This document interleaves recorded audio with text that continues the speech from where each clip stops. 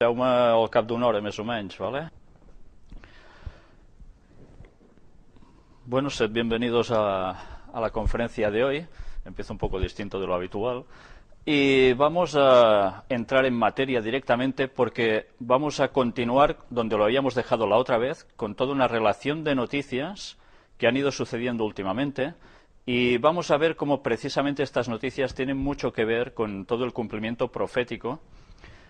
Y para eso vamos a ir desglosando una por una, con bastantes temas diversos, pero que sobre todo me interesa hoy llegar al final de toda la temática porque hay unos textos, unas citas que creo que son súper interesantes como para dejarlas olvidadas. Vamos ya sin más con la primera de las noticias, que aquí la tenéis en inglés. Vamos a ver la traducción, que es la siguiente. Club billonario en intento por frenar la superpoblación. No sé si habíais visto nada de esto. Esto fue precisamente algo que se hizo hace unos meses y que, bueno, fue una cumbre muy graciosa, por decirlo de algún modo. Está considerada como, o están considerados como el club de los buenos. Y buenos son los que hay dentro, precisamente. Precisamente estas personas fueron, bueno, ya lo dice aquí, las personas más ricas de Estados Unidos se reúnen para discutir formas de hacer frente a una amenaza catastrófica del medio ambiente, social e industrial. ¿Y a quién tenemos entre ellos? Pues tenemos a Bill Gates y señores también vinculados como George Soros, del cual hablamos algo aquí, Warren Buffett, Michael Bloomberg, alcalde de Nueva York, etcétera, etcétera. Pues ya veis, unos cuantos personajes se reunieron en la casa de Sir Paul Nurse, bioquímico, premio Nobel británico y presidente de la Universidad Rockefeller. Qué raro, ¿eh? Pues bien, estos señores tan filántropos todos ellos y con tanta pasta, resulta de que deciden pasar por encima de los gobiernos para justificar en algún modo que el mundo no puede seguir tal como va y que es necesario afrontar los problemas de una vez por todas. Y qué mejor forma de hacerlo que reuniéndose todos estos señores y marcando unas pautas a seguir, entre las cuales una de estas pautas, la que más destacó precisamente, es, como os diría yo, un gobierno mundial un poco alternativo, pero que además está basado en la reducción de la población. Hay superpoblación, dicen ellos. Curiosamente, lo que se está demostrando, aquí los tenéis todos bien puestos, mientras están comiendo, lo que están demostrando es precisamente que ya está sucediendo eso, hay una reducción de la población. Pero lo curioso es que, según este otro informe, esta reducción va a llevar a que de aquí a un tiempo, precisamente la población ha decrecido un 50% en los últimos 30 años, y de seguir así, pues va a ser todo al revés, hará falta más población. Es curioso ver cómo a veces hay informes que van hacia un lado y otros que van en contra, pero cuando uno analiza las profecías bíblicas se da cuenta de que verdaderamente va a haber una reducción de la población por causas mayores, muy mayores. Y hoy vamos a ver algo también de todo esto. Esta otra noticia también nos dice: llegan escaseces de alimentos, comprar productos básicos, escribe Jim Rogers para la CNBC.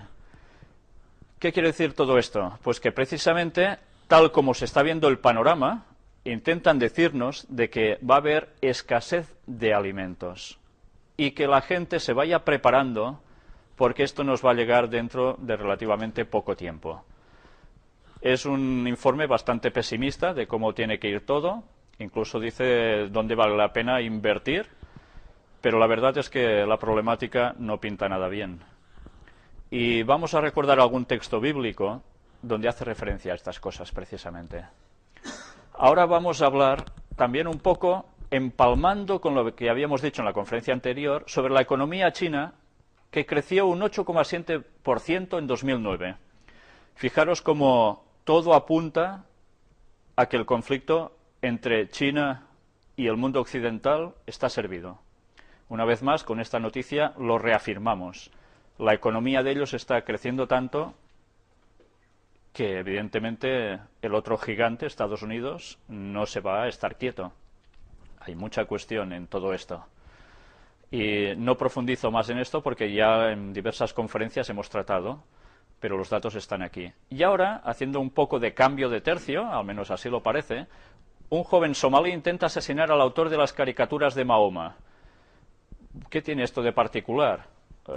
No la he puesto para ir contra el mundo musulmán, ni mucho menos, sino sencillamente para ir dándonos cuenta de cómo a través de la opinión pública se nos empiezan a filtrar noticias sobre países vinculados con las zonas que hemos venido citando en las profecías. En este caso, Somalia. Ya sabemos lo que está sucediendo en Somalia. Estuvimos hablando del enorme mercantilismo de petróleo que hay en esa zona y de otras cosas. Y, por tanto, bueno, todo va caldeando el ambiente en esos preciosos lugares. Estados Unidos ya busca blancos de Al-Qaeda en Yemen en respuesta por el atentado del avión, según CNN. Todos lo recordamos, aquí algo comentamos también, el Yemen.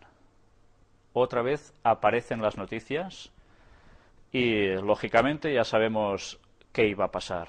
Ataques de Estados Unidos a ese país y ya vimos que hay unos intereses en esa región realmente impresionantes y que Yemen aparecía en la profecía de Daniel 11 bajo el nombre de Etiopía.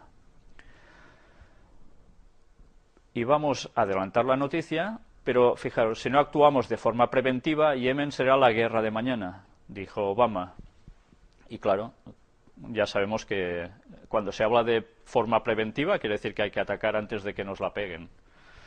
Eso es como se suele funcionar, ¿no? A partir de todo el montaje del gran terrorismo, tenemos precisamente este tipo de respuestas que quedan aceptadas por toda la opinión pública, o casi toda.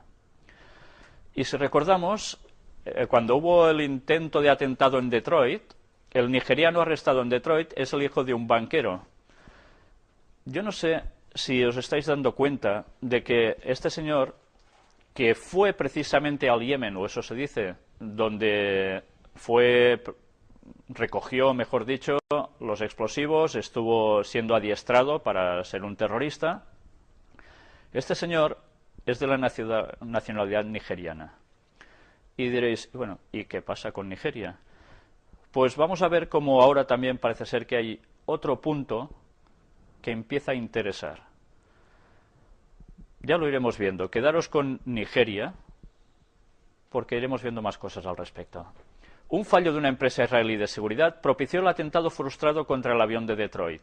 Fijaros, ¿fallo de qué? De seguridad. Si hay fallos de seguridad, ¿qué quiere decir que hay que hacer?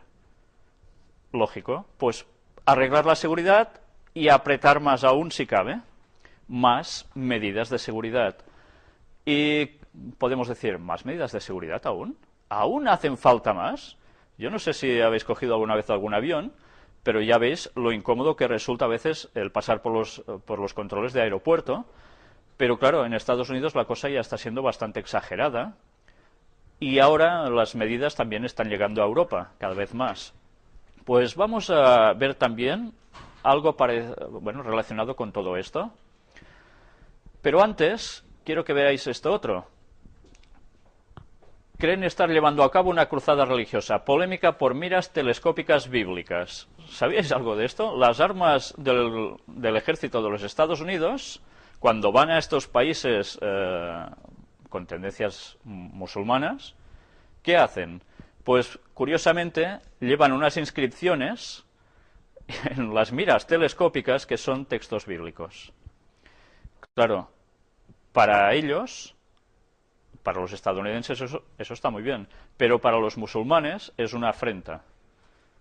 Entonces, no hacen más que caldear el ambiente de unos contra otros, el mundo oriental contra el mundo occidental. Y bueno, aquí nos dice toda la polémica que hay al respecto. Pero fijaros cómo todo se está haciendo caldo de cultivo para que verdaderamente haya confrontaciones. ¿Y qué pasó? Un pasajero judío desata el pánico en un avión de Estados Unidos al ponerse a rezar.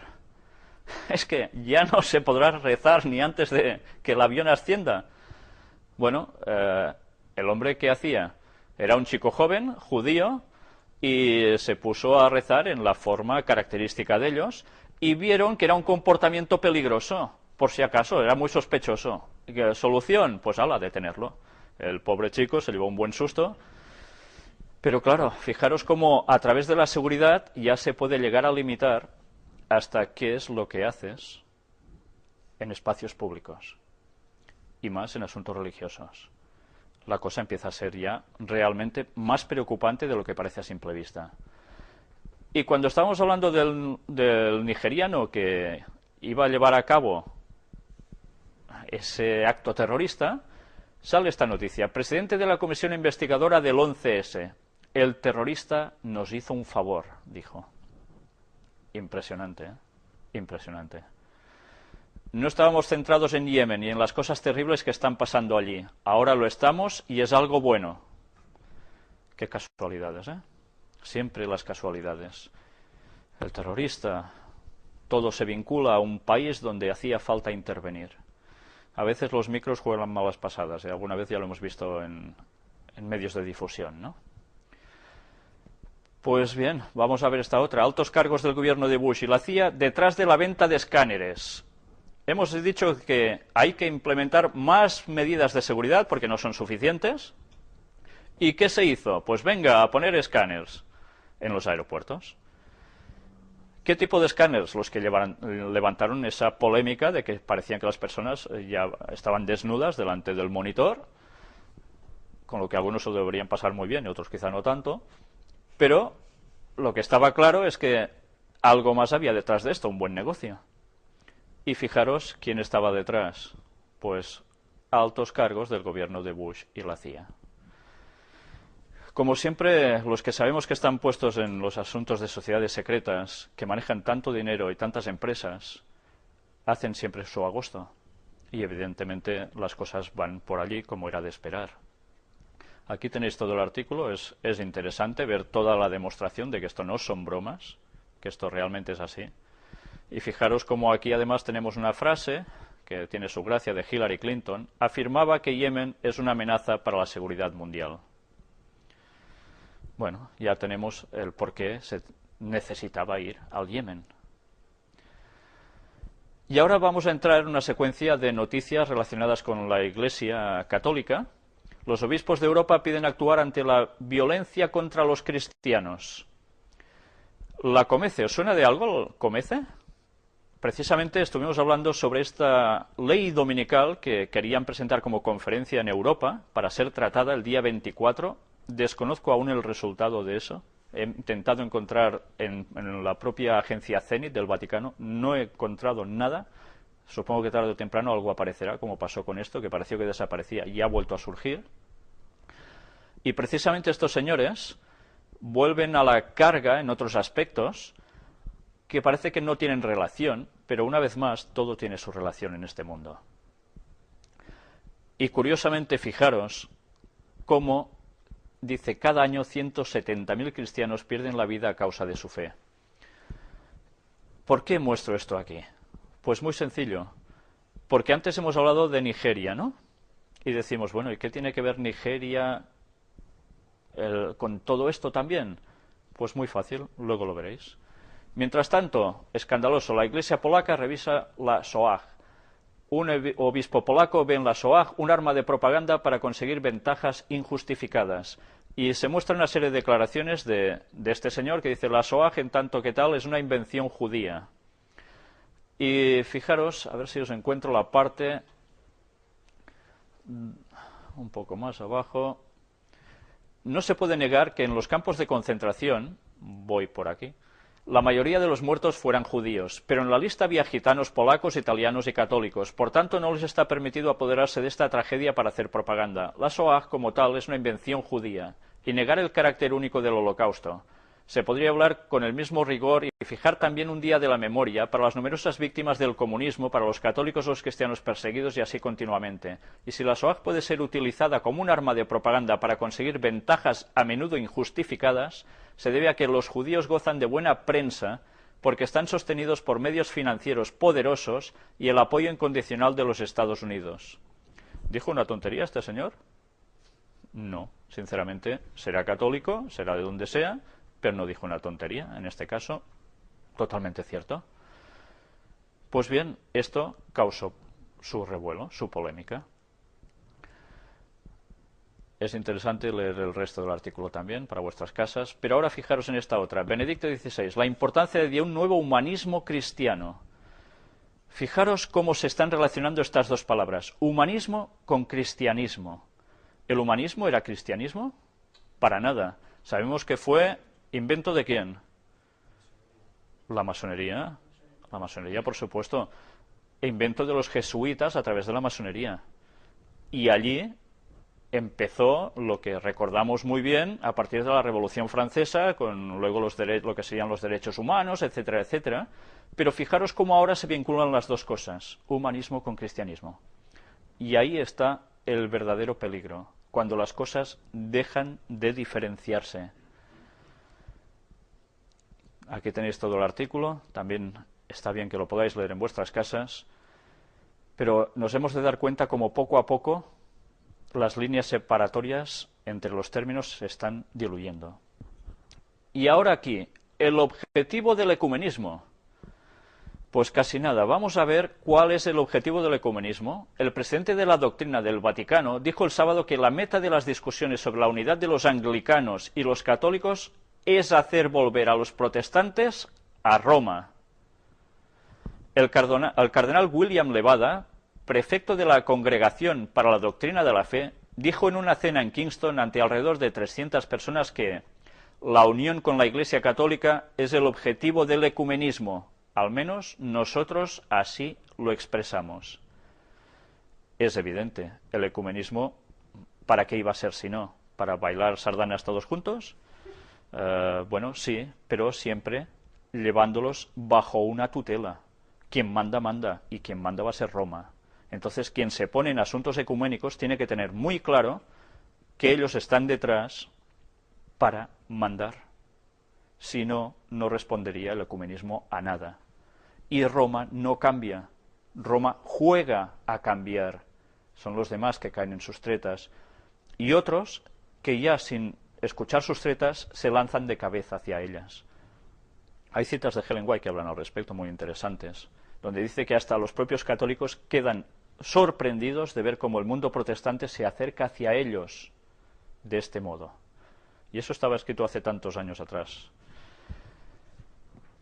Con todo el mismo proceso del movimiento hacia la unidad, realiza un cambio en las iglesias. Interesante, ¿eh? Esta frase es mucho más profunda de lo que parece, porque cualquier denominación que se está listando en estos movimientos ecuménicos, sin darse cuenta a veces por su propia feligresía, van cambiando dentro de sus iglesias. ¿Y qué van a cambiar? Pues todo lo que sea conflictivo con ese gran poder de la bestia, del Vaticano. Por tanto, habrá que ir puliendo asperezas de algún modo u otro. Este es el sentido del ecumenismo. El objetivo, irse otra vez de cabezas a Roma todos. La Iglesia invita a sus fieles a colaborar económicamente para garantizar el futuro de los cristianos en Tierra Santa. Hemos hablado bastante ya sobre Tierra Santa últimamente, ¿eh? Pero, por si fuera poco, recordamos que se hace una colecta pro Terra Sancta. ¿Y para qué? Pues para que precisamente se mantenga viva toda la raíz cristiana que allí hay, o mejor dicho en este caso, católica. Y vamos a pasar a la otra noticia, donde Benedicto XVI, en la Iglesia Luterana de Roma, para impulsar la unidad, subraya los elementos comunes y pide avanzar con compromiso. Fijaros cómo, si leéis el artículo, os daréis cuenta de que hay detalles que son muy importantes aquí. La Iglesia luterana ya no está llevando o está poniendo impedimentos para la fusión con Roma, sino todo lo contrario. Y hay frases que ponen a uno los pelos de punta cuando le dicen de que santidad puede sentirse en su casa. Yo me imagino a Lutero oyendo estas palabras cientos años después de que él tuviera que hacer lo que llegó a hacer, provocando ese cisma dentro de la Iglesia Católica, por fuerza, denunciando lo que tenía que denunciar, y ahora sus hijos, por decirlo de algún modo, están poniéndose en las manos de Roma. El ecumenismo está servido y la Iglesia luterana tiene un gran peso dentro del mundo protestante. El Papa y la primera ministra croata analizan las relaciones Iglesia-Estado. Es curioso, mientras las cosas van pasando, lógicamente se van tratando convenios. Algún día podríamos hablar de Croacia y todo lo que pasó en esas zonas desde hace años y más recientemente para ver el papel preponderante de la Iglesia Católica en todo ello. Pero, bueno, la parte, a ver si os encuentro esta cita por aquí. A continuación, se confirmó la voluntad común de proseguir en el diálogo constructivo sobre los temas de interés común para la Iglesia y para el Estado croata. Por último, se examinaron algunos temas relativos al camino de Croacia hacia la plena integración en la Unión Europea, concluye el comunicado. Y yo me pregunto, ¿y qué tiene que ver el Vaticano con la Unión Europea para provocar una plena integración de Croacia en esta comunidad?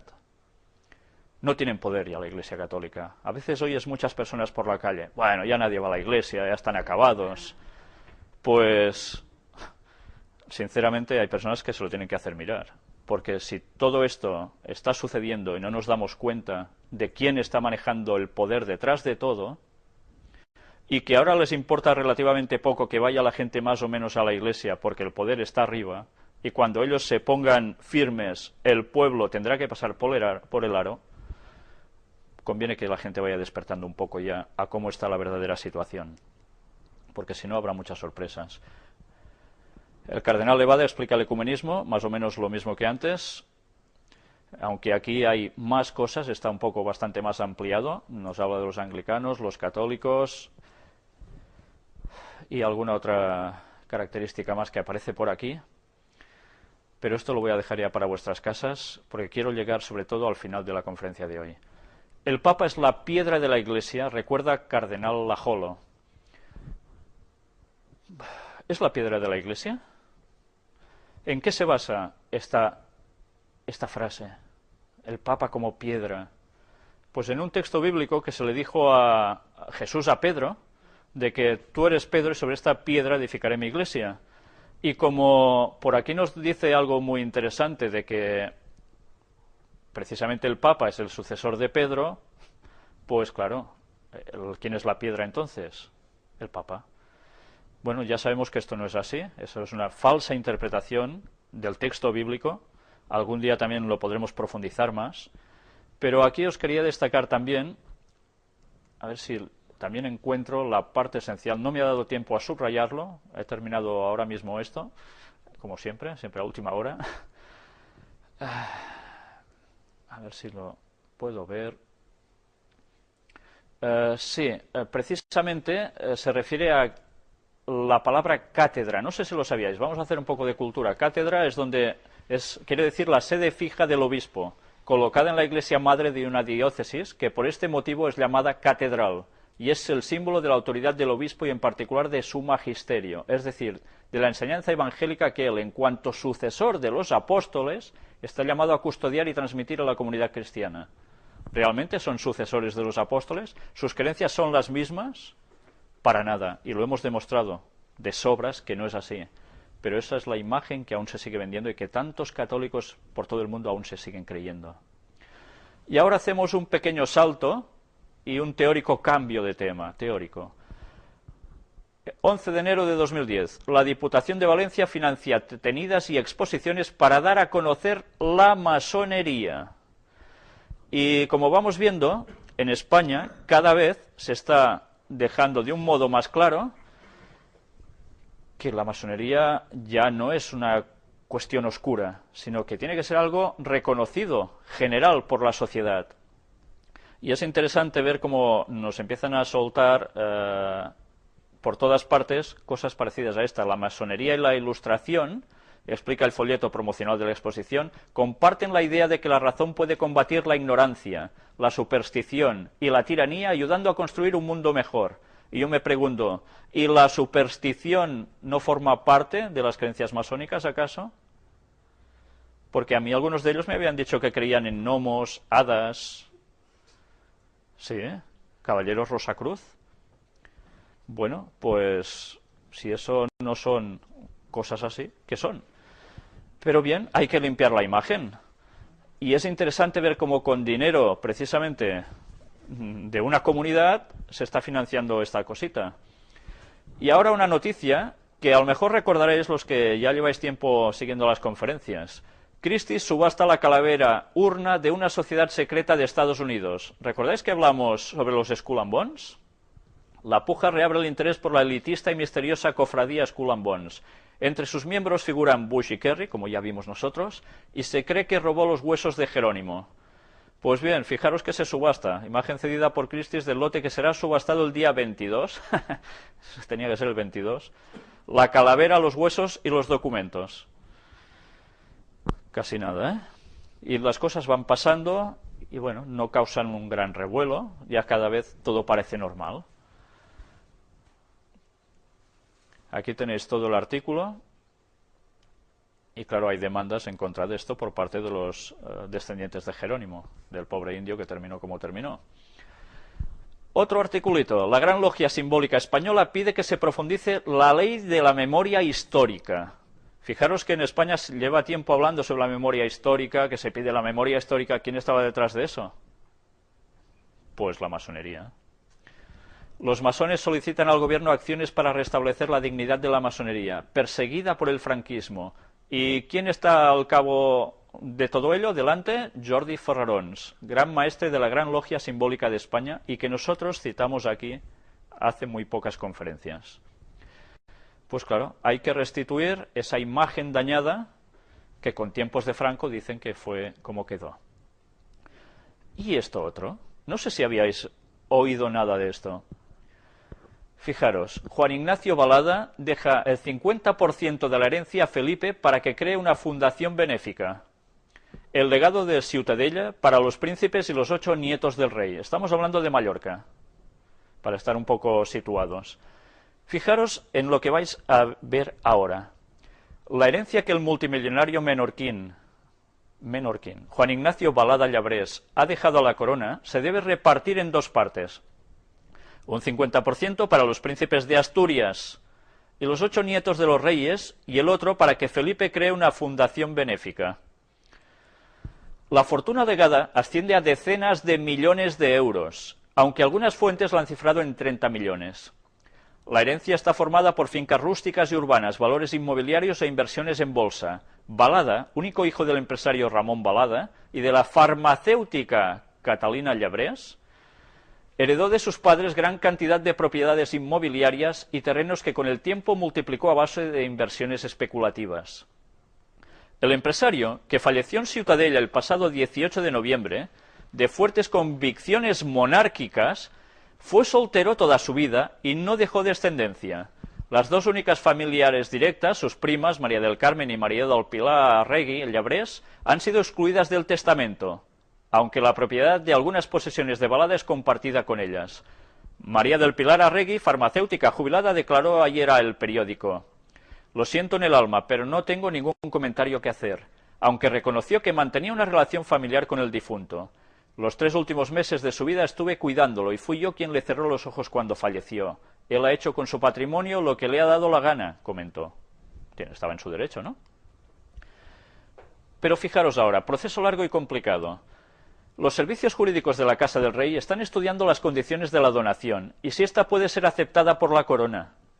El proceso será largo y complicado porque hay 8 menores entre los depositarios de la herencia, un montón de niños, por supuesto.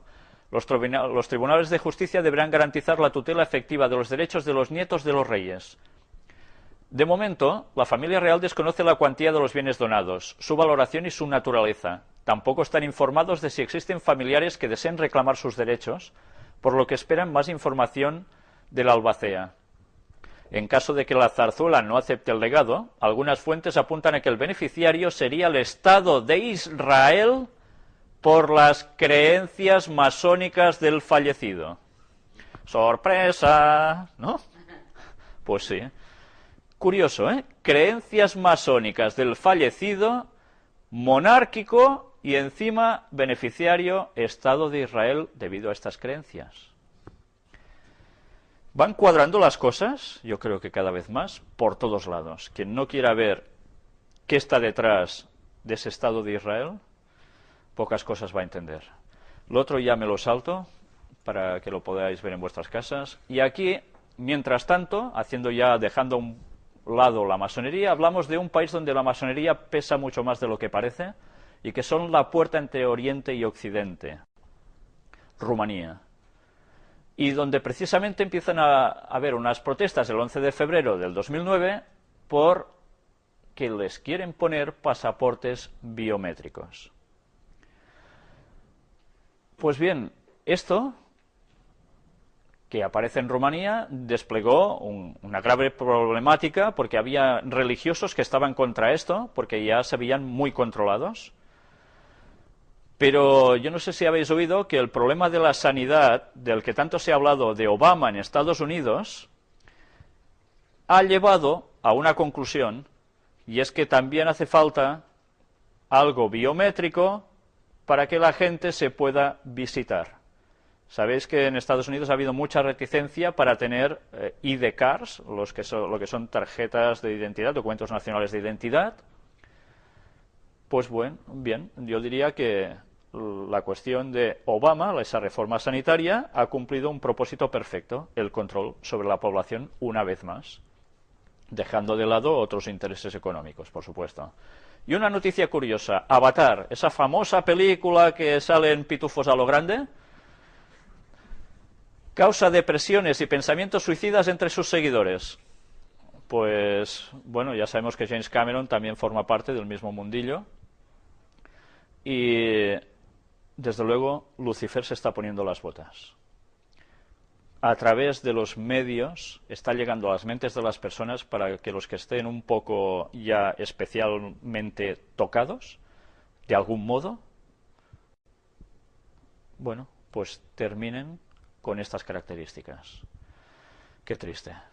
Ahí tenemos los pitufillos. Pues nada, esto para vuestra casa. Y vamos por la siguiente. Fijaros en estas palabras del presidente Lula da Silva en la Cumbre Mundial sobre el Hambre, 2004. Creo que es interesante, dice, que lean un artículo de Paulo Barnard sobre los que de verdad gobiernan el mundo. Comienza con estas palabras del presidente brasileño. Una colosal y omnicomprensiva máquina dirige el sistema desde lejos. Muy a menudo borra decisiones democráticas, vacía la soberanía de los estados y se sobrepone a los gobiernos elegidos. Bueno, parece que Lula sabe de qué habla, ¿eh? Del poder detrás del poder. Ya podemos ir votando y podemos hacer lo que queramos, que cuando ellos quieren hacer lo que quieren, lo hacen. Anda, mira, si resulta que en el juego de Imbo aparece Brasil. ¿Qué cosas? Porque no salen muchos países en estas cartas del Illuminati New World Order, y en cambio, Brasil sí. Y fijaros cómo viene colmada, ¿eh? Con el triangulito y la redondita que representa el ojo, que todo lo ve. Sarkozy propone que se cree un nuevo orden monetario mundial. Ya estamos, otra vez con lo mismo. El mundo necesita a Europa, que con la crisis ha dejado claro que puede situarse en la vanguardia para responder a los desafíos mundiales, dijo. Otra vez, la economía mundial. Pues ahora de aquí a un rato veremos algo interesante. La ONU aboga por un gobierno macroeconómico mundial. Fijaros cómo todos están apuntando a lo mismo. Organismo de Naciones Unidas, ¿eh? Aquí tenéis todos los argumentos que dan para que esto deba producirse, el reequilibrio de la economía global. Y ahora lo que vais a ver es un vídeo de unas declaraciones de Javier Solana. Javier Solana ahora deja su cargo y cuando lo deja se va a ESADE, que ya sabemos que pertenece a los jesuitas, y hace unas declaraciones, bueno, no os las perdáis. Vamos a verlo. Sin duda hay una multipolaridad creciente que se percibe todos los días. ¿Es eso bueno o es eso malo? En principio, tendríamos que decir que eso es bueno. Que es bueno que haya más voces que se expresen, que haya más participantes en la solución de los problemas mundiales. Pero piensen por un momento que un mundo multipolar, sin instrumentos de gobierno mundial, es algo muy arriesgado. En el mundo de hoy tenemos que tener mucho cuidado que en el mundo que hemos entrado ya, como he dicho, multipolar, tengamos la capacidad, la voluntad política de generar instrumentos de poder de gobierno mundial que sean absolutamente fundamentales para tener un mundo en paz. Hemos dado el primer paso en construir otro G, el G20, que tiene posibilidades de dar soluciones a los problemas económicos en los que estamos y financieros, pero no es claro que tenga la capacidad de solucionar otro tipo de problemas, como por ejemplo los problemas de seguridad mundial. Y por lo tanto estamos todavía en una fase de transición muy delicada, muy delicada. El papel de Europa es fundamental. Europa puede y debe ser, y si me permite la expresión, una especie de laboratorio de lo que pudiera ser un sistema de gobierno mundial. En Europa los países han hecho transferencias de soberanía voluntarias, nadie los ha forzado, es la primera vez en la historia que se hacen transferencias de soberanía libremente, hasta el nivel de transferencia de la moneda, libremente. Es un lugar donde hoy se resuelven por el diálogo y por el consenso, no se resuelve por la violencia. Es inconcebible pensar en el contexto de la Unión Europea que haya violencia y, por lo tanto, creo que tenemos mucho que decir en la escala internacional si lo hacemos bien. Se da un fenómeno, no sé cómo llamarle, pero me van a permitir que le llame desoccidentalización. El mundo occidental pierde relevancia. Y pierde relevancia cuando los valores del mundo occidental han sido los valores que han generado, sin ningún género de dudas, el proceso o la mega tendencia que ha dominado este periodo de nuestra historia, que ha sido la globalización. Y es seguramente una de las primeras veces que aquellos que ponen en marcha un proceso, al final acaban, en vez de ganando poder, perdiendo poder.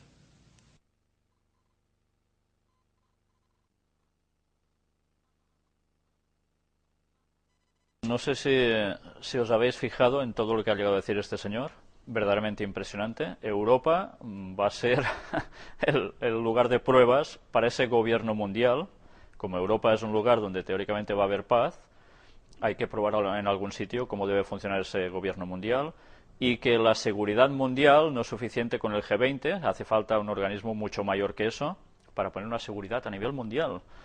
Y ya veis qué otras cosas ha llegado a decir. Verdaderamente es impresionante. ¿Sabéis? Voy a deciros algo.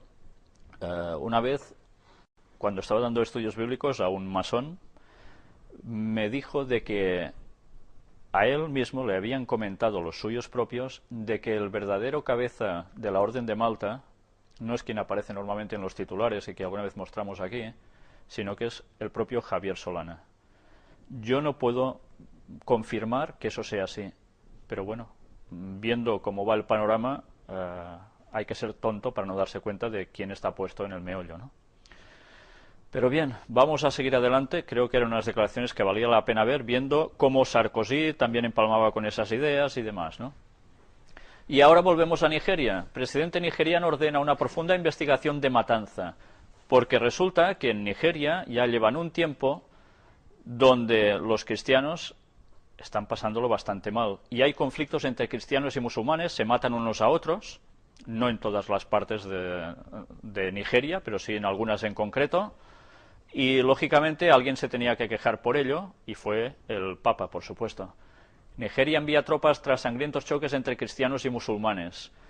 Y antes hemos visto que hay este conflicto, por un lado, entre cristianos, musulmanes. Por otro lado, ¿de dónde era el terrorista que iba a estallar el avión en Detroit, o así se dice? De Nigeria. No sé, está sonando mucho Nigeria. A ver si es que hay algo de interés por allí y veremos alguna sorpresa de aquí a un tiempo. Mientras, Gaddafi pronostica que Europa será musulmana en pocas décadas. Sabéis que últimamente ha habido mucha polémica con lo de Gaddafi, algo tratamos ya aquí. Dice, hay signos de que Alá, afirma Gaddafi, garantizará la victoria islámica sin espadas, sin pistolas, sin conquista. No necesitamos terroristas ni suicidas. Los más de 50 millones de musulmanes que hay en Europa lo convertirán en un continente musulmán en pocas décadas. Bien, pues que cada uno tenga la tendencia religiosa que tenga, me parece muy bien, pero ya veis cómo se está planteando la situación a nivel de confrontación, por supuesto. Y terremotos. En la última conferencia dijimos que íbamos a tratar sobre esto. Pues bien, vamos allá. Y empezamos con un texto bíblico, palabras de Jesús, Mateo capítulo 24, versículos 7 y 8. Porque se levantará nación contra nación y reino contra reino. Estamos hablando de guerras. Y habrá pestes y hambres. ¿Recordáis que antes hemos citado de que habrá escasez de alimentos? Bueno, pues Jesús ya lo dijo. Habrá hambres. Y terremotos en diferentes lugares. Y todo esto será principio de dolores. Principio de dolores. Hay gente que dice, oh, esto ya es terrible. Pues estos son solo principio de dolores. Aquí tenemos a Obama. Estados Unidos envía 10.000 soldados a Haití para colaborar en la ayuda humanitaria. ¡Qué buenos son! ¡Qué buenos! Después del gran terremoto que causó lo que ya sabéis, Estados Unidos acude muy presto a solucionar el problema. Obama apela a Clinton y a Bush para ayudar a Haití. Pues qué miedo. Qué miedo que estos dos personajes sean llamados a ayudar a Haití. Pobres haitianos. Haití dice que podría haber 200.000 muertos, aumenta la tensión. Y ya sabéis que hubo, no sé ya ni cuántos muertos hubo. Verdaderamente fue catastrófico. Pero claro, además, hubo réplicas. Y Hillary Clinton, ¿qué dice? Estaremos en Haití hoy, mañana y siempre. Menos mal que garantizan el orden y la gran benevolencia que tienen allí donde van. Menos mal, porque si no, ¿qué haría el mundo sin ellos? Y bueno, quizás me pongo un poco tonto diciendo esto.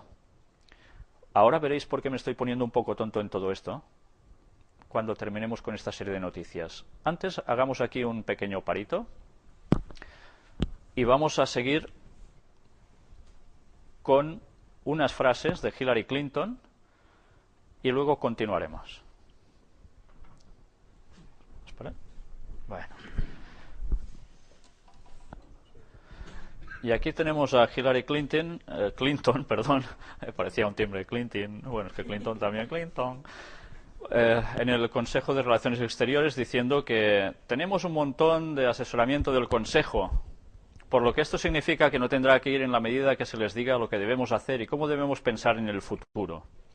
Fijaros cómo Hillary Clinton, a través de estas palabritas, está demostrando cómo quien influencia en verdad al gobierno de los Estados Unidos, pues es ese Consejo de Relaciones Exteriores, de los cuales ya hemos hablado en las conferencias quién estaba detrás. Y anda, ¿quién aparece aquí? Hillary Clinton. Pues con los años que tienen estas cartitas, y que apareciera ya Hillary Clinton entonces, se las trae, ¿eh?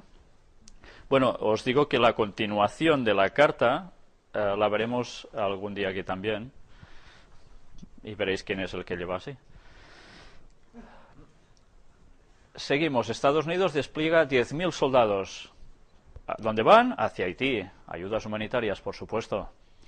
Y bueno, fueron más. Aquí tenéis toda la noticia, bien extensa, por supuesto. Y Francia critica a Estados Unidos por monopolizar la ayuda en Haití.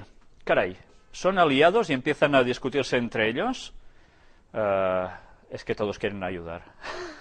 Y como todos son tan buenos y todos quieren ayudar tanto, pues se discuten porque alguien quiere dominar el monopolio de la ayuda en Haití, y es Estados Unidos.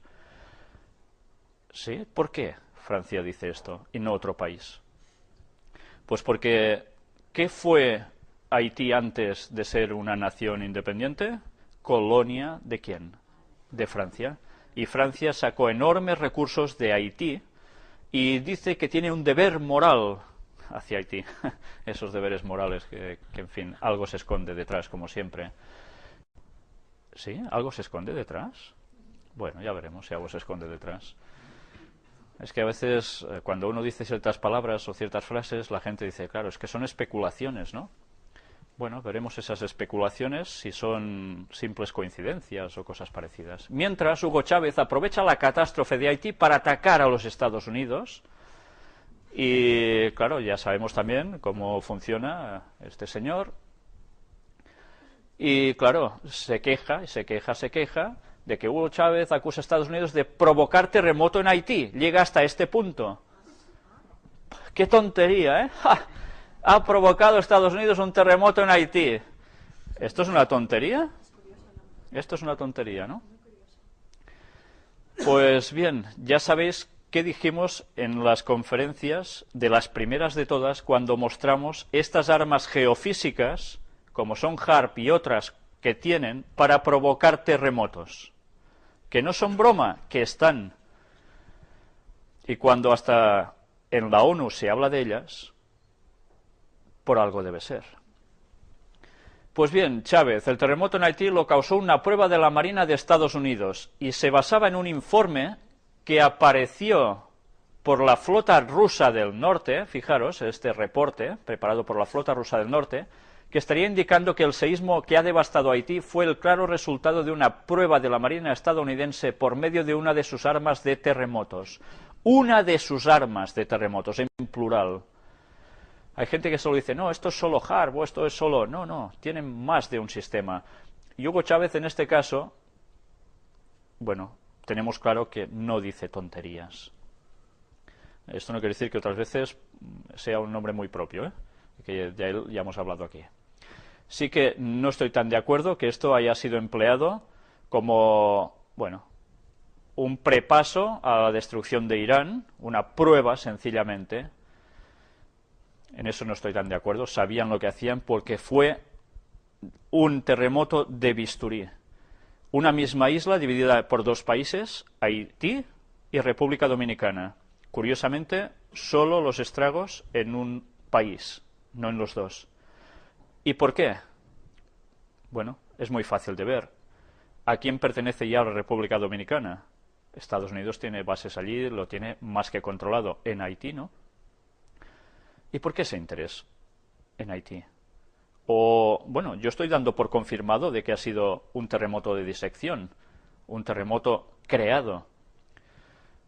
Bueno, aquí tenéis más, todo un informe al respecto que está muy bien, de cómo los rusos están diciendo de que fueron los Estados Unidos quien causaron esto, como también sucedió en el terremoto de Sichuan, en China, y bueno, hay más informe. Y hay algo que es muy curioso, y es el sistema de actuación de HAARP, este sistema de auroras boreales de esta radiofrecuencia que causa estos terremotos.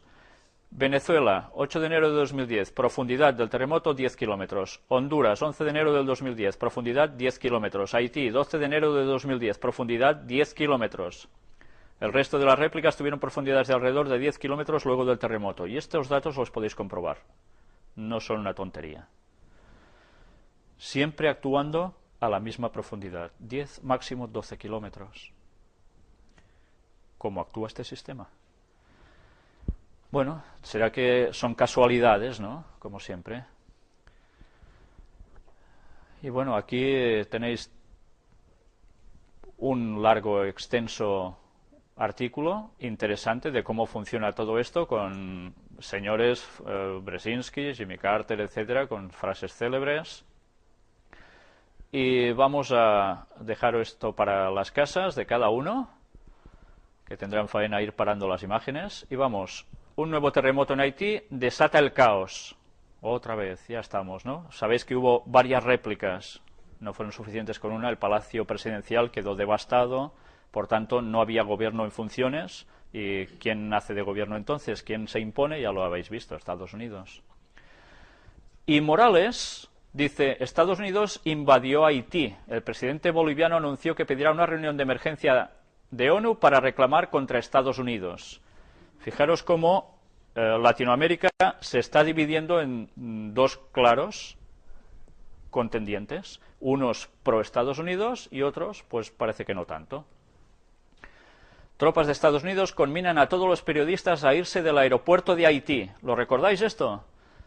Pues hubo una polémica porque los periodistas son sacados totalmente del aeropuerto, donde los controladores aéreos pasan a ser los norteamericanos, los estadounidenses, y allí no tiene que haber ni periodistas. Bueno, se ve que con las cámaras molestan mucho al trabajo de los soldados que hay por allí, o debe ser algo así, porque si no, no se termina de entender. O quizás es que se ponen en medio cuando descargan y tropiezan y se caen, no sé. Pero bueno, son cosas que pueden pasar.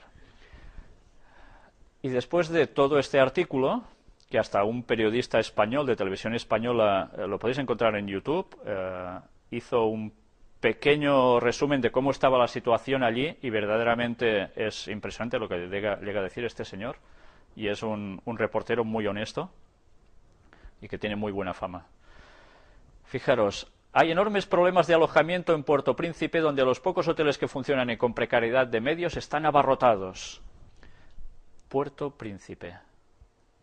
Recordad el nombre de la capital. Estados Unidos incrementará sus tropas en Haití hasta los 20.000 efectivos la próxima semana. Esto era el día 22 ya.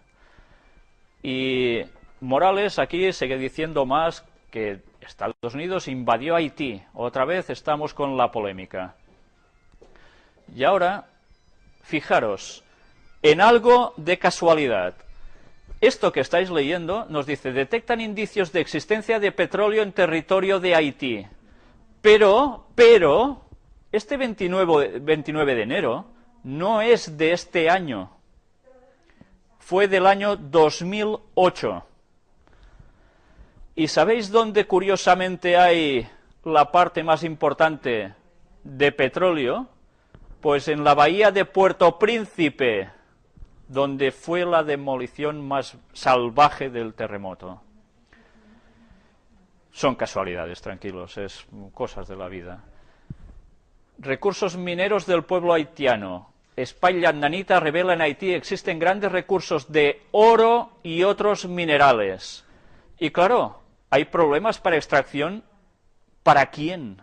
Pues para empresas, que ya sabemos a quiénes pertenecen para variar, que lo que buscan pues es petróleo, oro y demás. Y cuando no son posibles las extracciones por problemas, digamos, burocráticos, pues algo hay que hacer.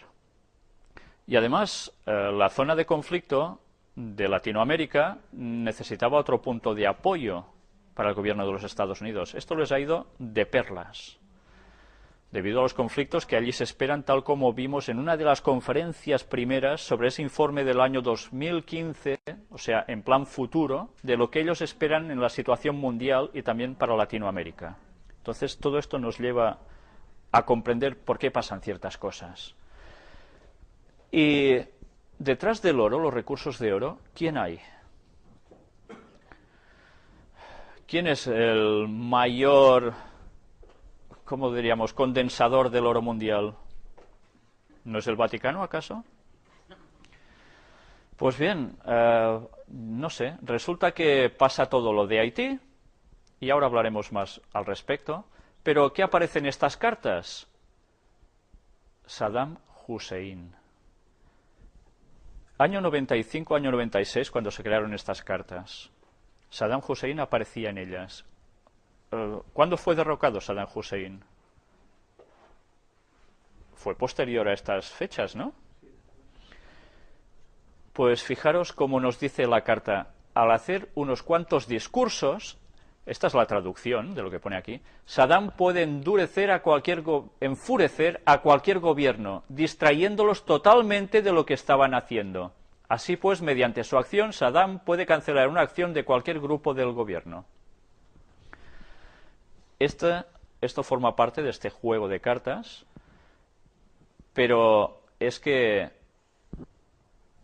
esto forma parte de la trama de los Illuminati que siempre venimos diciendo y de lo que está detrás en juego.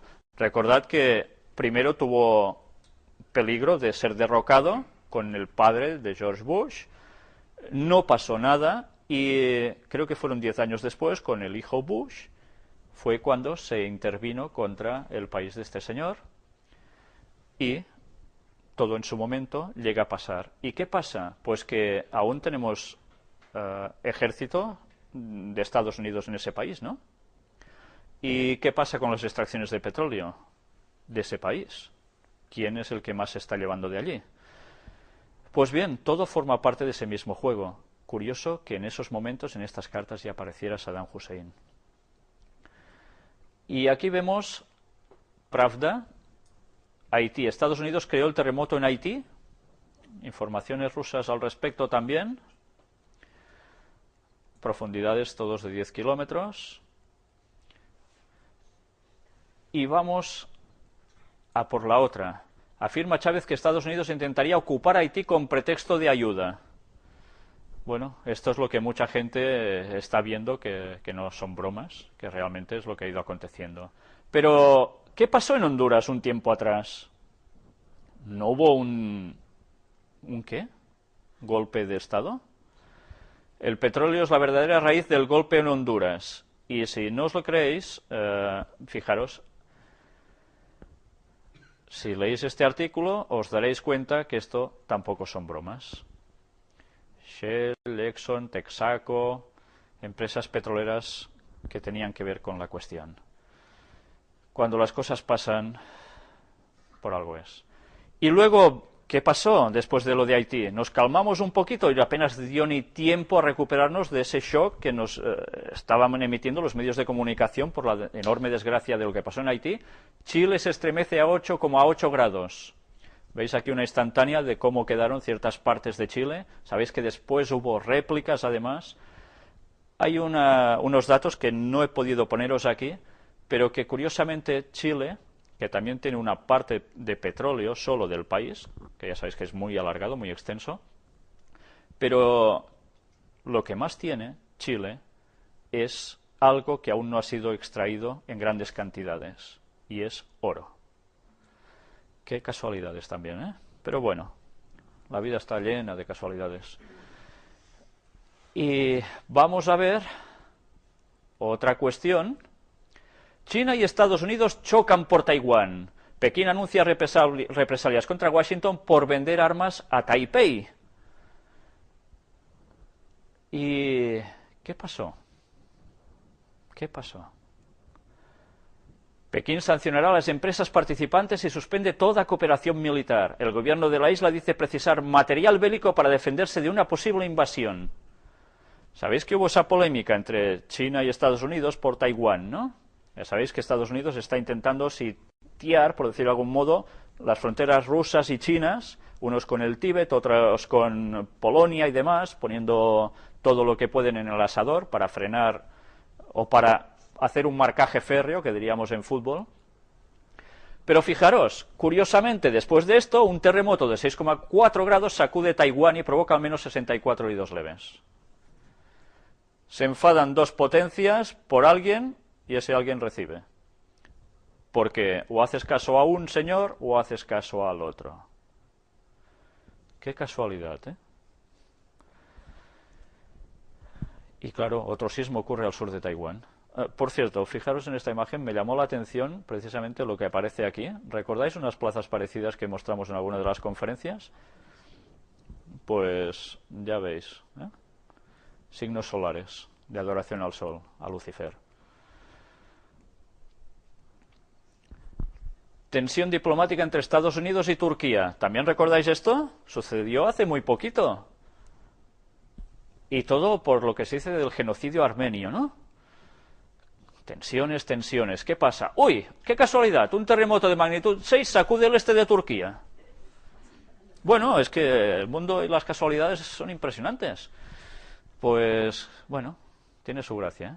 Cuando las cosas se ven un poco con una cierta perspectiva, desde luego, cómo cambian lo que nos venden los medios de comunicación de que el mundo está así, y hemos de ir a ayudar y ya está. Y no nos dicen todo lo que hay detrás de tantas cosas. Qué vergüenza. Qué poco importa la vida del ser humano, qué poco. Y aquí cronología de los principales terremotos en Turquía. Ya es, bueno, un seguido, Ya sabéis que Turquía tiene un papel importante, si se adhieren o se adhieren a la Unión Europea, quién está luchando por eso. Y después un fuerte terremoto sacude el norte de Japón. ¿Y cuántos terremotos llevamos ya? Seguidos. ¿Cuántos? Pero bien, aquí tenéis todo al respecto. Y ahora, fijaros, la carta de ese famoso juego ya, la maquinita creando ondas para provocar terremotos. Parecía una tontería esto en el año 95-96. ¿Quién se cree estas bobadas?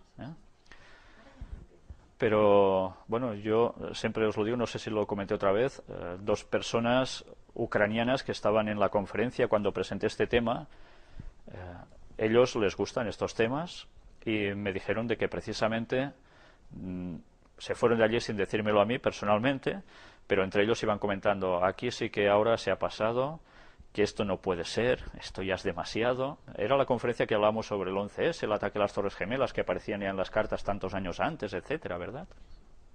Pero esto ya era el colmo. Y me dijo el chico del matrimonio, me dijo, estaba yo en casa con mi esposa sentados en el sofá viendo la televisión y viendo no sé qué cosa, y sentí dentro que tenía que cambiar de canal, debía cambiar el canal. Y cambié el canal y puso, como tienen el satélite, pusieron la televisión rusa. Y precisamente en esos momentos estaban pasando un documental ruso, en ruso por supuesto, que ellos entienden, de cómo se creó esta arma en Rusia y cómo salía el momento en que ellos hacían funcionar esa máquina que parecía como una camioneta, algo parecido, y que salían corriendo porque causaba los terremotos.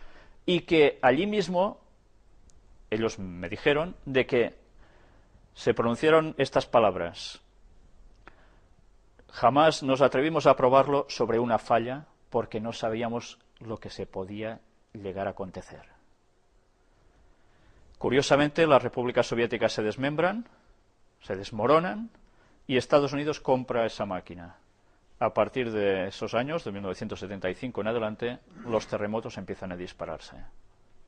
Y siempre en lugares, bueno, no siempre, pero tantas veces, porque también hay que son naturales, por supuesto, pero siempre, a veces, en estas cuestiones, justo cuando son necesarios en algún lugar, aparecen terremotos.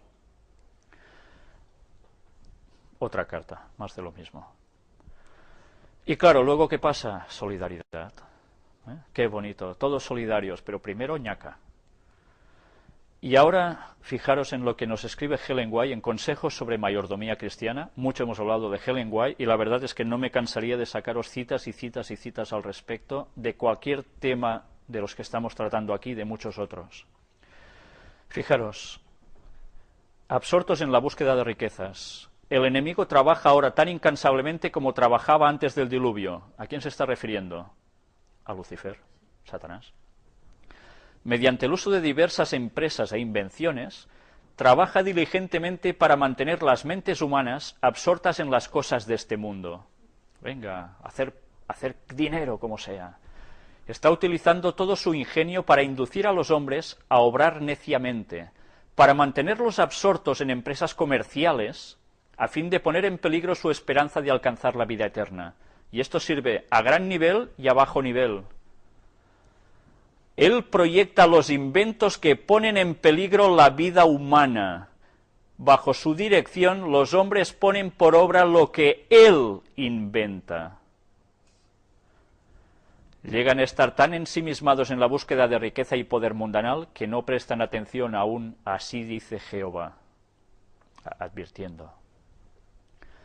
Los inventos, estas creaciones diabólicas, él transmite a estas personas conocimientos para que hagan grandes cosas que van a causar muerte en la humanidad. Y no solo esto, además, ¿qué hace? Todo esto está vinculado a empresas comerciales. Detrás de todas estas desgracias, ¿qué se esconden? Propósitos económicos. Porque ya vimos, y lo podéis comprobar en el YouTube, donde hay una conferencia que no he presentado oficialmente como El Gran Engaño, dentro de la serie, pero sí presentada en otro lugar, donde hay citas de Ellen White impresionantes al respecto, tratando estos temas. Bien, la podéis ver allí. Está bajo el título de Apocalipsis 18. Mirárosla bien, porque vale la pena y comprobaréis cómo todo va vinculado a las sociedades secretas que intentan sacar recursos económicos tremendos. Y tal como dice el texto de Apocalipsis 18, ellos son los que trabajan conjuntamente con el Vaticano para enriquecerse unos y los otros mandar. Casi nada, ¿eh? Y mientras los seres humanos, a gran escala, están absortos en estos negocios, pero ya a baja escala. Y los que somos ciudadanos de a pie, ¿cuántas veces por no buscar solo materialismo y materialismo dejamos de lado todo lo que es de Dios? Ese así dice Jehová lo dejamos de lado, no nos interesa. Primero es nuestro interés económico, ¿verdad? Qué triste. Pues esa advertencia es para grandes y para pequeños, para ricos y para pobres. Otra cita de Ellen White, El conflicto de los siglos. Satanás obra a sí mismo por medio de los elementos para cosechar muchedumbres de almas aún no preparadas. Tiene estudiados los secretos de los laboratorios de la naturaleza y emplea todo su poder para dirigir los elementos en cuanto Dios se lo permita. Los secretos de los laboratorios de la naturaleza, Satanás los tiene estudiados. Ciclones, pedregadas de granizo, terremotos. ¿Cuántas cosas no sabe hacer Satanás manipulando lo que Dios ha creado? Fue el ángel más perfecto de todos, el creado más inteligente de todos, el que quiere ser igual a Dios. Para creerse eso, tonto no debe ser. Bueno, en cierto modo sí, porque para hacer lo que hace y apartarse de Dios hay que ser tonto. Pero la verdad es que es listillo para lo que le interesa, y es el mal. Pues Ellen White hablaba de cómo Satanás hacía esto. Y fijaros qué ejemplo pone. Cuando se le dejó que afligiera a Job, ¿recordáis la historia de Job? Job, un señor muy bueno, muy devoto, que aparece en la Biblia, un libro escrito por Moisés, anterior al pueblo judío. Este señor, que era tan bueno, sufría por sus hijos, por si estaban siguiendo a Dios, no los seguían, y le empezaron a pasar unas aflicciones tremendas una detrás de otra. De ahí viene la paciencia de Job, que se dice, tienes más paciencia que Job. ¿Por qué? Porque quedó arrasado. Un hombre súper rico pasó a ser súper pobre, y encima, con una enfermedad terrible encima, que hasta su mujer, en sus propias carnes, que hasta su mujer le decía, maldice a Dios y muérete. Y sus amigos ayudándolo tan mal como supieron. La paciencia de Job. Luego ya sabemos cómo terminó el relato. Y quien no lo sepa, que coja una Biblia, que va siendo hora, y se lea solo los 42 capítulos que tiene Job. Son muchos, es cierto, pero que vale la pena leerse, porque hay unas enseñanzas impresionantes. Y fijaros lo que dice ella. Cuando se le dejó que afligiera a Job, cuán prestamente fueron destruidos rebaños, ganados, sirvientes, esposas, o no sé si pone esposas, e hijos. Esposas no. E hijos, en una serie de desgracias, obra de un momento.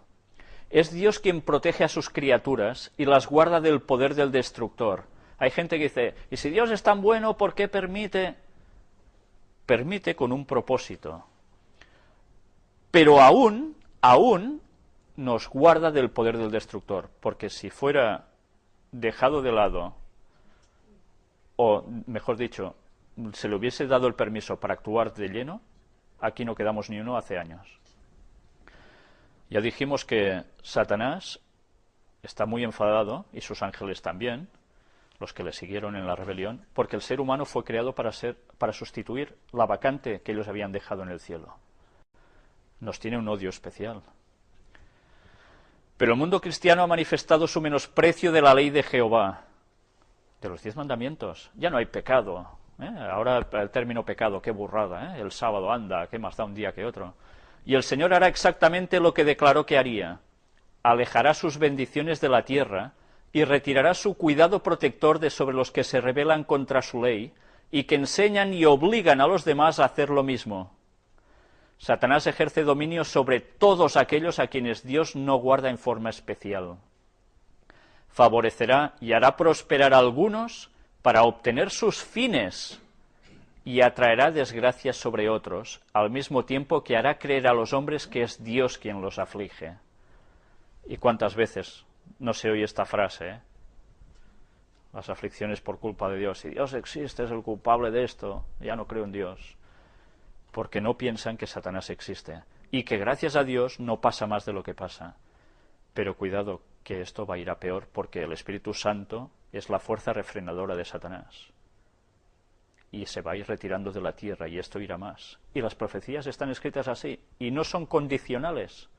Las finales se van a cumplir. Eventos de los últimos días, libro recopilatorio de ella. La corteza terrestre se rasgará a causa de las erupciones de los elementos ocultos en sus entrañas.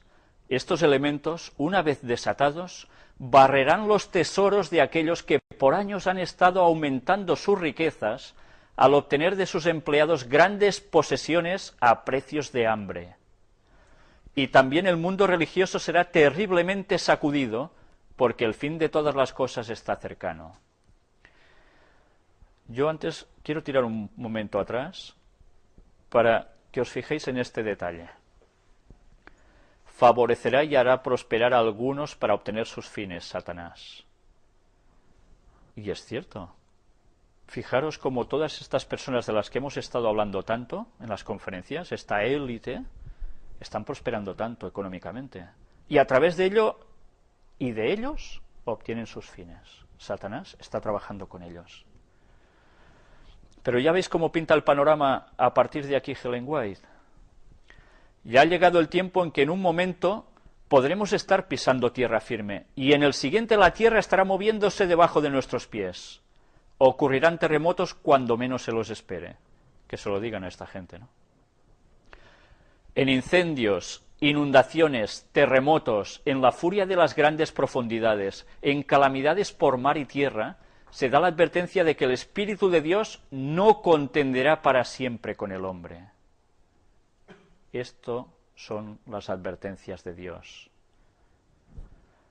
Fijaros, incendios, inundaciones, terremotos, etcétera, etcétera. ¿No estamos viendo esto ya continuamente? ¿Cada vez más? Cada vez más.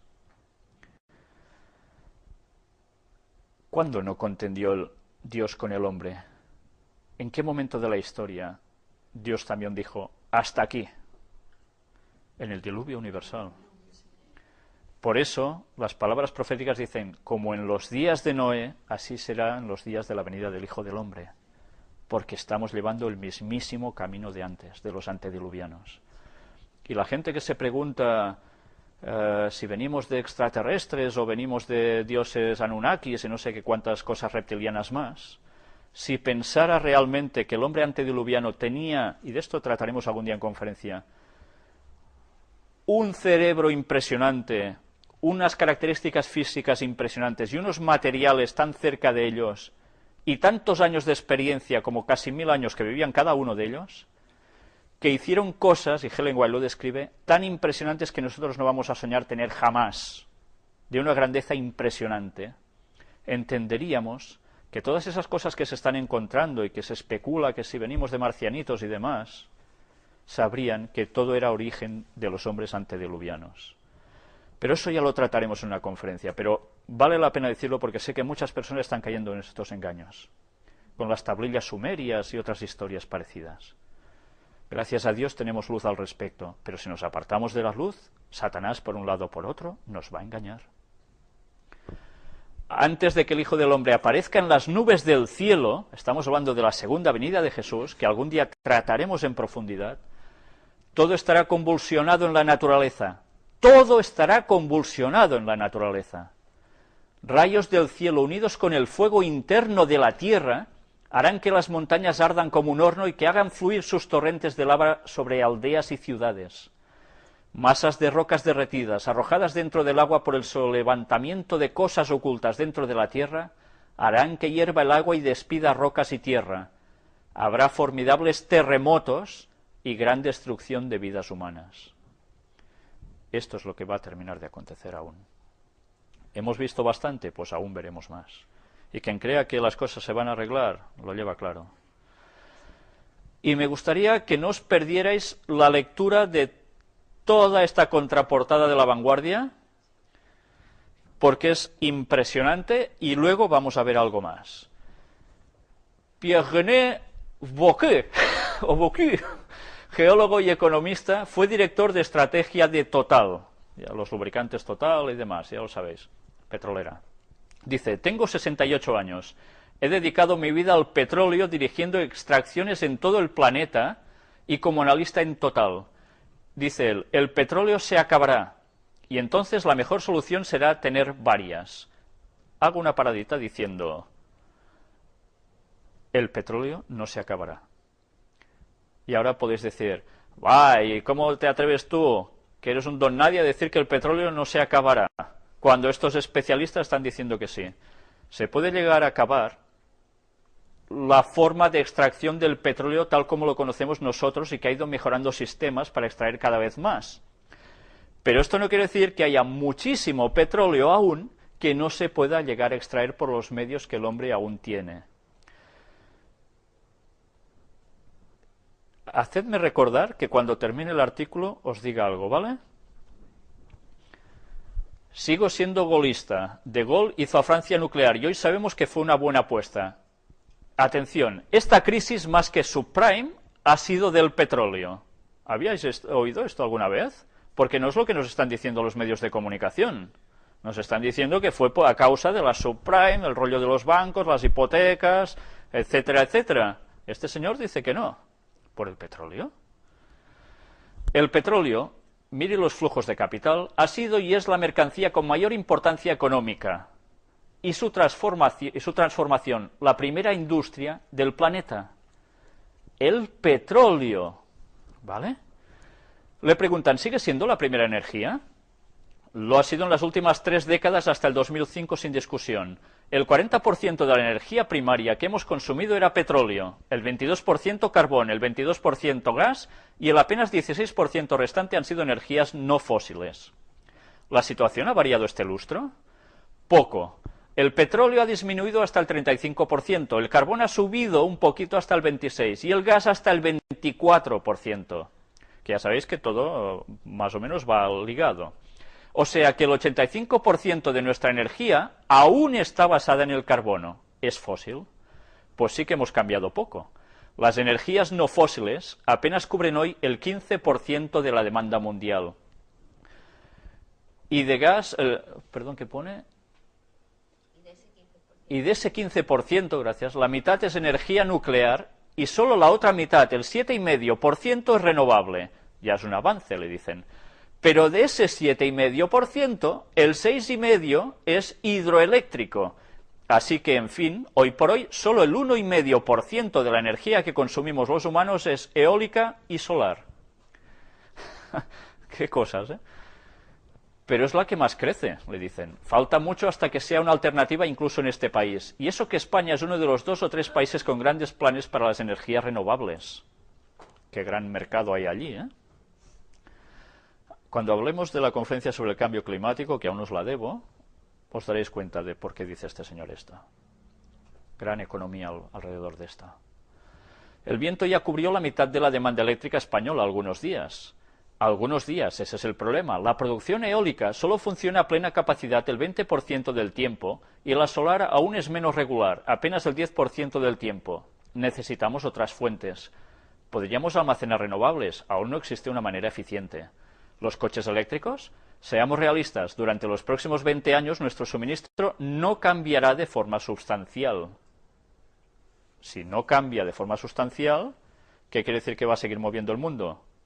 El petróleo y los intereses que genera. Y los problemas que genera y conflictos. Tal vez las renovables lleguen a cubrir el 7, incluso el 10% de nuestra demanda, pero no más. ¿Los coches eléctricos no influirán?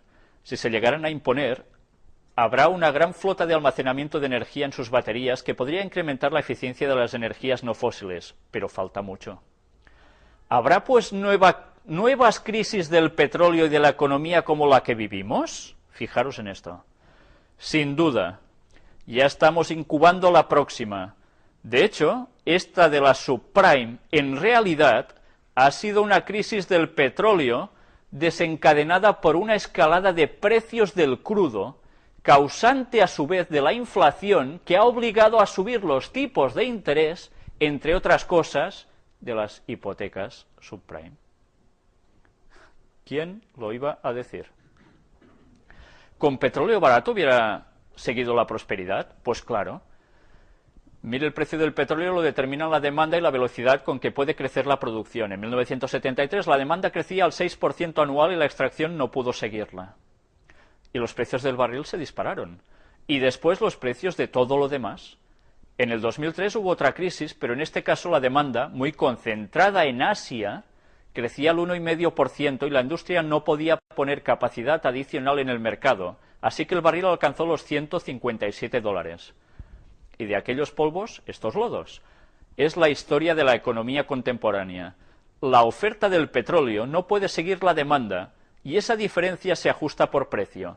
Sube el crudo, luego la inflación, y por ella los tipos, y llega el frenazo. Ahora estamos en transición hacia la próxima crisis. La economía, al cabo, son ciclos. Hasta que un día, calculo entre 20 y 30 años, llegará el peak oil, momento a partir del cual declinará la producción de forma irreversible. Y los productores de la OPEP ya no podrán intervenir su precio. Mientras tanto, los dos puntos cruciales son disponibilidad de petróleo y sostenibilidad de usos, contaminación local y calentamiento global. ¿Y qué pasará? La demanda energética, sobre todo en Asia, aumentará. ¿Recordáis las profecías? Los problemas de Asia. Pero no la disponibilidad de energía fósil, así que habrá que aumentar renovables y nucleares. Por eso China construye ahora 15 centrales a la vez. Un dineral en inversiones, amortizable, porque la nuclear es 3 veces más barata que las renovables. En Francia el 80% de la electricidad es nuclear y mantenerla ha sido barato y seguro. Cuando estoy leyendo esto, no estoy diciendo que precisamente un servidor sea precisamente partidario de estos tipos de energía, por todo lo que conlleva, y ya sabemos lo que luego pasa con los residuos nucleares, etcétera. Pero es que, claro, hay energías que podían ser súper económicas que no han interesado que salgan a la luz pública. Y este es el grave problema. Pero, claro, eso no mueve dinero, ¿verdad? Sé que tienen tecnología que vender. Hay otras además de la francesa. El problema real es la opinión pública. Y ahora mismo en Europa los únicos países no nucleares son Austria, Irlanda, Alemania, que tendrá que rectificar pronto, y España. No veo manifestaciones pronucleares. La opinión pública cambia rápido cuando sufre cortes y carestía del suministro. Carestía del suministro. ¿Os recuerda algo? En Cataluña, ¿qué hemos vivido? Unas nevadas brutales en muy poco tiempo, cortes eléctricos y todo el mundo quejándose, queriendo su electricidad, bueno, como sea. Y así estamos, el ser humano, funcionamos así. Nos falta algo, pues hay que conseguirlo como sea, no importa cómo. Cuando la electricidad española sea la más cara de Europa, estoy seguro de que su opinión pública dejará de ser antinuclear, cuando te toca en el bolsillo. Pero entonces, cuidado, porque la producción nuclear no se improvisa, ténganlo en cuenta. ¿Qué propone usted? Lo más eficiente es una combinación de gas, petróleo y nuclear. Y estoy convencido de que el nuevo parque móvil de baterías de coches eléctricos permitirá integrar esas industrias energéticas además del etanol y similares, y la tecnología del hidrógeno será parte de esa solución. Este señor, ya veis que se manifiesta totalmente pronuclear, ¿no? Pero yo he querido sacar esto aquí por un motivo. Hemos hablado mucho sobre petróleo, ¿verdad? Vamos a ver, bueno, os termino de leer esto. El francés atómico. Boqui aporta una ducha de frío realismo nuclear al sueño renovable español, pero habría que discernir hasta qué punto su fervor atómico es interesado, puesto que este experto de impecables credenciales técnicas ha dedicado su vida a defender los intereses de la energética de bandera francesa total. Además, se declara entusiasta del programa nuclear que inició de Gaulle, aunque se apresura a precisar, solo de su vertiente civil, ya que el programa militar atómico no atañe a mi especialidad. Es una opinión autorizada que Mariano Marzo, nuestro analista energético, avala como uno de los conferenciantes que más interés y polémica han suscitado en la Facultad de Geología de la Universidad de Barcelona. ¿Qué aparecía en el juego de cartas? El mundo bañado por el petróleo. Lo deja todo hecho un asco, ¿verdad? Es lo que lo mueve todo, estas industrias. Y subprimes, ¿qué ha pasado en consecuencia? Excluidos de su casa, fuera. Esto en el año 95-96, que esto no ha salido ahora. Fijaros, ya estaba. Increíble, ¿eh? Qué agenda tan bien preparada. Bueno, gracioso el candado, para que no accedan. Con el triangulito. ¿Y qué os presento aquí? Pues un libro que yo lo leí cuando era pequeñito y que jamás he podido olvidar. Jamás he podido olvidar. Algo referente al petróleo. Lo vamos a empalmar precisamente antes de leer esto, gracias. Se está diciendo de que el petróleo se va a terminar, no se podrá extraer más, pero sí habrá aún mucho petróleo en el subsuelo, evidentemente. ¿Sabéis en verdad por qué el petróleo es la fuente de energía casi única que lo está moviendo todo y el gas que se extrae? ¿A quién le interesa eso? Ah, las corporaciones, porque hacen la pasta, el dinero con esto. ¿Y a quién más? ¿Quién es el originador de la idea de que el petróleo mueva el mundo? Lucifer. Va, ahora sí que te estás pasando, ¿sí? ¿Sabéis? Una cita de Ellen White, cuando pueda os la voy a mostrar, donde ella dice que Satanás sabe que debe ser destruido por el petróleo y los gases que hay debajo de la tierra. No solo va a caer fuego y azufre de arriba, sino que de la profundidad de la tierra saldrá esto. Y el mundo entero, que no sea salvo, o sea, estoy hablando de personas que no van a ser salvas cuando Cristo vuelva por segunda vez, de toda la historia, los que estén vivos en esos momentos, esas personas van a ser destruidas por este tipo de fuego. Y entre ellos van a caer los ángeles de la rebelión de Satanás, sus seguidores, y el último en morir y desaparecer, por eso el infierno no existe, va a ser Satanás. Y eso ya lo aclararemos en una conferencia. Por eso Satanás trabaja y trabaja y trabaja para que el petróleo se extraiga, tanto como se pueda. Y claro, enriquece, recordad las citas anteriores, enriquece a gente a través de esto para conseguir sus fines. Porque él aún cree que puede cambiar el futuro. Impresionante, ¿eh? Pues Ellen White ya escribió esto hace muchos años. Pero ahora os muestro aquí un libro también de George Vandeman. Un libro que, siempre digo la misma frase, pero la he de decir porque no tiene desperdicio. ¿Vamos a la destrucción universal? No os molestéis en encontrarlo en librerías. Este libro lo podréis encontrar, quizás, con mucha suerte, en alguna librería interna dentro de una iglesia adventista, que lo tengan aparcado allí porque no lo vendieron, porque ya difícilmente se encuentra, porque los postulados que se escribían antes, curiosamente, han ido cambiando dentro de nuestra propia denominación. Y lo que este señor va a escribir aquí, ahora se le llama dispensacionalismo. Pero que alguien me diga a mí si eso que ahora se le etiqueta como dispensacionalismo no es totalmente cierto. Fijaros, y luego a ver quién es el guapo que replica. Yo soy guapo, pero no voy a replicar. Escrito en el año 1972. Yo tenía 8 añillos. Recuerdo que fue uno de los primeros libros que leí después del Conflicto de los Siglos de Ellen White. El contenido, impresionante. Fijaros, incluso nos habla el Oriente en llamas. Hoy, vamos a ver. escribe este señor. Hace muy pocos años presencié allí personalmente la riqueza ostentosa de una minoría. Por otra parte, fui testigo del extremado sufrimiento de los pobres. Visité allí el palacio del Marajá de Mysore, un palacio con puertas de plata y marfil, caballos blancos que danzaban magníficamente y 78 automóviles hechos a la orden, cada uno de ellos haciendo juego por su color con los muchos saris de su esposa, según alguien comentó. Pero a la sombra de esos muros legendarios había mucho cuyo salario diario apenas excedía el precio del franqueo por vía aérea de la carta que yo despachaba a mi casa. ¿Una ilustración extrema? Sí. India actualmente está tratando en forma heroica de solucionar muchos de sus problemas de profundas y complejas raíces, pero el mismo tamaño de su población en explosivo crecimiento desafía las soluciones fáciles. ¿Y qué diremos de África, ese gigante joven y airado que exigió libertad y que ya la obtuvo para 19 de sus países en 5 cortos años?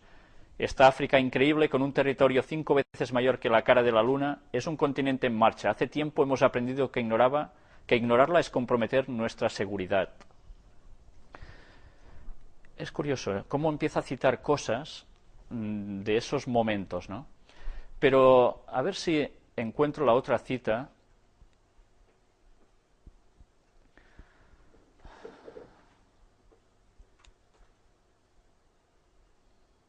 Vamos a avanzar un poco, porque es que es un poco largo. Fijaros, vayamos aquí. Lo otro ya lo podéis leer en casa. Regresemos por un momento al estratégico Medio Oriente. Encontramos allí algunos de los depósitos químicos más valiosos, algunos de los yacimientos petrolíferos más ricos que existan. En varios de los países más pobres del mundo se está realizando la mayor caza de tesoros de los tiempos modernos. Centenares de metros debajo del Golfo Pérsico se encuentra una de las reservas de petróleo más grandes del mundo. Todo esto significa ganancias fantásticas y transforma estas tierras tranquilas en áreas comerciales y políticas estratégicas. ¿Cierto, no? En el año 1807, cuando Napoleón y el emperador de Rusia a bordo de su barcaza estaban completando los detalles del Tratado de Tilsit, el zar Alejandro dijo: «Deme Constantinopla. Por Constantinopla mi pueblo está dispuesto a morir. El que gobierna Constantinopla gobierna el mundo». El Oriente estratégico, humeante y en ocasiones envuelto en llamas. El mundo todavía no se ha recuperado del asombro que experimentó cuando las enemistades seculares en el Medio Oriente se desataron en la Guerra de los 6 días. La de Israel, ¿os recordáis? Cuando fueron atacados por sorpresa por Egipto y demás. Personalmente, relacionado como estoy con esas regiones, siento mucho amor y respeto por ambos pueblos, y me causaron profunda tristeza los sangrientos intentos por controlar esa estratégica parte del mundo. Allí se hallaba una mini nación desafiando al gran Goliat del Medio Oriente. Ganó la guerra con batallas nocturnas, sorpresa y engaño, 3 armas que son una herencia de su pasado. Y tanto, mirad el Antiguo Testamento. E incidentalmente, ¿sabía usted que gran parte del singular sistema de defensa de Israel fue planeado por un arqueólogo, Yigael Yadin? Él usó su conocimiento de arqueología y de operaciones militares de los tiempos bíblicos, tuvo en cuenta caminos ocultos y atajos y la estrategia de las guerras de antaño para ganar los conflictos modernos. Hoy en día un reloj atómico está haciendo oír su tic-tac en la Tierra Santa, y todo el mundo observa con preocupación, casi sin aliento. El Medio Oriente, que dio a luz 3 grandes religiones, podría ser la tumba de la civilización. Todo el Oriente está humeante y en llamas. Eved van der Vlugt, el jurista de Ámsterdam, declaró: «El inmutable Oriente ha cambiado por fin, y cambió muy profundamente. El Oriente actualmente está en plena transición, la más repentina y profunda que se haya conocido hasta el presente. Pueblos que por siglos mantenían una conformidad estereotipada están activos, en marcha. A lo largo y a lo ancho de su enorme extensión, Asia se debate en una revolución total». Sí, pienso que usted podrá ver cómo las Escrituras han escrito anticipadamente la historia con toda exactitud. Leamos nuevamente Apocalipsis 16, versículos 13 y 14. Allí se descubre la identidad de las potencias que son responsables de sabotear la paz. El versículo 13 presenta a Juan como viendo 3 espíritus inmundos. El versículo 14 dice: «Pues son espíritus de demonios que hacen señales y van a los reyes de la tierra en todo el mundo para reunirnos a la batalla de aquel gran día del Dios Todopoderoso». ¿Quién no ha sentido que fuerzas tremendas, fuerzas sobrehumanas, parecieran arrastrar a las naciones hacia un conflicto devastador a pesar de ellas mismas. Toda persona que piensa sabe que cualquier reparación posible. Y sin embargo, a pesar de los esfuerzos de los hombres más capaces, nos vamos precipitando hacia el vórtice de la catástrofe como si estuviéramos hipnotizados por una fuerza irresistible. Dios dice que los espíritus de demonios jugarían un papel importante en este drama final, lo cual indica que la causa del último gran conflicto no será solamente política, territorial ni comercial, sino también espiritual. Pero es que ahora estamos viendo, o se nos está diciendo mucho, que todo es un conflicto espiritual, pero para nada político, territorial ni comercial. Las dos cosas van juntas, y lo hemos súper demostrado. En realidad, lo que hemos estado diciendo es que se está librando un tremendo conflicto entre Cristo y Satanás, entre el bien y el mal, entre la justicia y la maldad. Y gracias a Dios, las Escrituras nos dicen que finalmente la victoria será del Señor Jesucristo. Cristo vencerá. Pelearán contra el Cordero, o sea, contra Cristo, y el Cordero los vencerá, porque Él es Señor de señores y Rey de reyes, y los que están con Él son llamados y elegidos y fieles. Apocalipsis 17:14. Sí, Cristo el Cordero de Dios ganará esa batalla, liquidará la guerra, pondrá término al conflicto milenario, y usted y yo podemos compartir su victoria si así lo decidimos. Y ahora va viniendo la parte que vais a quedar impresionados. ¿Qué hay delante de nosotros? ¿Cuál es el siguiente paso en el drama? ¿Cómo y cuándo terminará definitivamente? La revelación inspirada por Dios indica que ya está montado el escenario para los últimos e impresionantes actos del drama de los siglos. Y salió una gran voz del templo, del cielo, del trono, diciendo, hecho está. Apocalipsis 16:17. Hecho está, y entonces vendrá nuestro Señor. Y fijaros ahora lo que escribió este hombre en 1972. Cuando los ojos del mundo estén dirigidos ansiosamente hacia el oriente, cuando las tierras que acunaron el comienzo de la civilización nuevamente irrumpan en forma prominente en los asuntos mundiales, cuando los países dormidos se sacudan y despierten, cuando estas masas humanas, por tanto tiempo servidoras de otros, se levanten para afirmar su nacionalismo, cuando las naciones de la tierra parezcan ser conducidas a una guerra suicida por potencias malignas y sobrenaturales, cuando los mejores esfuerzos de hombres capaces y bien intencionados para lograr la reconciliación entre las potencias en pugna terminen solo en confusión y perplejidad, entonces mirad, Jesús viene pronto. Las profecías lo declaran, hombres y mujeres concienzudos y piadosos lo están esperando, y millones anhelan este evento. A estos ojos mortales se les dará el privilegio de presenciar el regreso del Señor, no como un hombre de dolores, no como alguien ridiculizado, escupido y negado, no como alguien que pende de la cruz en las afueras de Jerusalén, sino como Rey de Reyes, que lleva sobre sí eternamente la corona de victoria que es suya con toda justicia. Dejando una estela de luz a través del abovedado firmamento, pasando por en medio de constelaciones y de incontables sistemas solares del universo, Cristo regresará triunfalmente a este planeta descarriado. Debemos estar listos para ese acontecimiento, si no, lo perderemos todo. Hay gente que dice, bueno, ayudémonos nosotros mismos porque desde fuera, si esperamos que nos ayuden, pues sí vamos a tener una ayuda exterior. Porque ya está demostrado que si nosotros queremos solucionar las cosas, qué bien lo llevamos con este mundo. Qué poco se tiene en cuenta que Satanás está en juego en todo esto. El Rey de Reyes desciende en la nube, envuelto en llamas de fuego. Qué cosas, ¿eh? El cielo se recoge como un libro que se enrolla. La tierra tiembla ante su presencia, y todo monte y toda isla se mueven de sus lugares. Vendrá nuestro Dios y no callará. Fuego consumirá delante de él, y en derredor suyo habrá tempestad grande. Convocará a los cielos de arriba y a la tierra para juzgar a su pueblo. Salmo 53:4, citado en el conflicto de los siglos.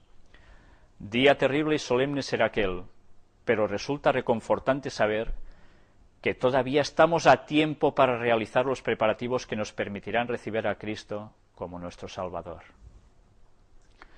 Impresionante cómo lo que este señor anunció que pasaría al final está pasando delante nuestro. El mundo fijando sus ojos, ¿dónde? En esas zonas. Y por estas causas, por petróleo. Ya estamos terminando. Otras citas de Ellen White recopiladas en eventos de los últimos días. Perdón. El tiempo de angustia, que irá en aumento hasta el fin, está a las puertas. Fijaros que Ellen White habla de un tiempo de angustia. Algún día trataremos en profundidad sobre eso.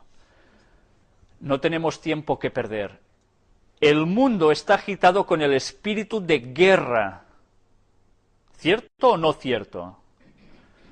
Las profecías del capítulo 11 de Daniel casi han alcanzado su cumplimiento final. ¿Recordáis la profecía de Daniel 11, que lo tratamos en conferencia y que tantas veces hemos estado dando detalles que se han añadido al respecto, confirmando que los versículos finales siguen siendo la historia en estos enclaves? Pues eso se está terminando. Y eso no son solo cuestiones espirituales. Sí que es cierto, el conflicto es entre Cristo y Satanás. Y todo el mundo estamos envueltos en ese juego. Pero Daniel 11 son hechos literales. Porque todo está en consonancia y alrededor de ¿qué? Del espíritu de guerra. El mundo está agitado con el espíritu de guerra. ¿Quién puede decir que Daniel 11 versículos finales es solo una cuestión espiritual? ¿Esto es dispensacionalismo? ¿Lo que escribió Bandeman es dispensacionalismo? Esto es bíblico, nada más que eso. El tiempo de angustia. Angustia como no ha habido desde que hubo nación, dice Daniel 12.1, que es la continuación de Daniel 11, versículos finales. Es inminente y nos encontramos como las vírgenes dormidas, la parábola de las vírgenes, que algún día también la trataremos. Debemos despertar y pedirle al Señor Jesús que nos sostenga con sus brazos eternos y nos lleve a través del tiempo de prueba que está ante nosotros. Tiempo de prueba. A eso es a lo que estamos entrando, un tiempo de prueba. El mundo se está volviendo más y más anárquico. Pronto una gran angustia sobrecogerá a las naciones, una angustia que no cesará hasta que Jesús venga. Estamos en vísperas del tiempo de angustia y nos esperan dificultades apenas sospechadas. Apenas sospechadas. Y hay gente que dice, bueno, Cristo puede venir en cualquier momento. Mentira. Claro que puede venir en cualquier momento, para eso es Dios. Pero no hará nada Jehová el Señor sin que revele su secreto ¿a quién? A sus siervos los profetas, dice el texto bíblico. Por tanto, lo que está escrito se va a cumplir. Pero no nos llegamos a imaginar aún esas cosas que van a suceder, por más que sepamos. Si no nos preparamos lo tenemos mal, muy mal. Nos hallamos en el mismo umbral de la crisis de los siglos. En rápida sucesión se seguirán unos a otros los castigos de Dios, incendios e inundaciones, terremotos, guerras y derramamiento de sangre. Satanás actúa porque Dios lo deja, porque el hombre se está apartando cada vez más de Dios. Y todo esto se desencadena a partir, ¿sabéis de qué? De un modo claro y ya sin fin, entonces, de esto. De la ley dominical. Hablamos de la ley dominical en Europa, pero fijaros, 8 de marzo de 2010, legisladores analizarán regular el descanso dominical en el interior provincial. ¿De dónde estamos hablando? La Plata. ¿Dónde es esto? Tres Arroyos, Argentina. La modalidad regiría para todas las actividades, especialmente las comerciales, aunque habría distinción entre las realidades del interior y del conurbano. Legisladores provinciales del Frente para la Victoria buscarán debatir la implementación del domingo franco en las ciudades del interior bonaerense, de Buenos Aires, para actividades comerciales tales como supermercados. Pues bien, ¿qué está pasando? ¿Son casualidades que estén presentándose leyes dominicales en distintos países a la vez, casi simultáneamente? La mano de Satanás está detrás y utilizando al Vaticano para sus fines, y todo se está preparando para ese momento final. No tenemos tiempo que perder. Pero bien, no quería dejaros sin antes mostraros la última imagen de esta conferencia. El arca del pacto o de la alianza. El arca que estaba justo en el interior, ¿de dónde? Del lugar santísimo. Sobre esta tapa llamada propiciatorio, donde estaban esculpidos unos ángeles, es donde se aparecía la gloria de Dios. Y cuando el sumo sacerdote entraba una vez al año, en el día de la expiación, se comunicaba con Dios directamente. ¿Y por qué os muestro esta carta? Que aparece curiosamente en el juego de Imbo. ¿Sabéis? Os dije la anterior vez de que habría otra parte de la conferencia referente al tema del tercer templo de Jerusalén. Habrá una séptima parte. Y decís, ¿y qué más se puede decir ya que no se haya dicho? Primero mostraremos la gran cantidad de noticias que han acontecido en tan pocos breves días desde que hicimos la última conferencia tratando eso, relacionadas con el tema del tercer templo de Jerusalén. Pero además vamos a tratar en profundidad sobre esto, el arca de la alianza. Os vais a quedar maravillados de lo que vais a ver. Y es algo sumamente importante para lo que tiene que terminar de acontecer. Pues bien, os dejo con la intriga, si es que la tenéis, y si no, pues ya va siendo hora que la tengáis. Pues muchas gracias.